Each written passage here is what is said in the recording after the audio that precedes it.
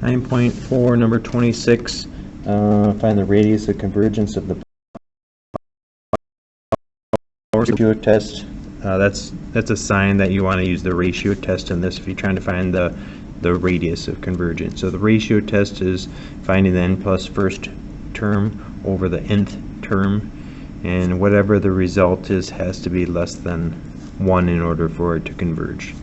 Okay, so we do x to the 2 times n plus 1 plus 1. That's my n plus first term right here, times the reciprocal of this one, because you're dividing by that one, so it'll be n factorial over x to the 2n plus 1. Now, it is finding the limit as n goes to infinity, and it's implied that n's are positive, but the x's are not always positive. So it's absolute value of everything. But you only have to find the absolute value of the x stuff. So we want to kind of team up the x stuff here and then the n stuff. So I've got an x to the 2n plus 2 plus 1, so 2n plus 3 on top, over x to the 2n plus 1 on the bottom. And then I've got an n factorial over n.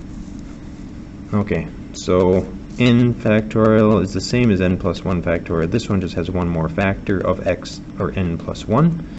So it becomes 1 over n plus 1. And then absolute value, let's see, I've got 2n plus 1. This is 2 more than that one. It's 2 right off, except it has 2 more x factors up on top, so it becomes x squared. Absolute value of x squared is just x squared.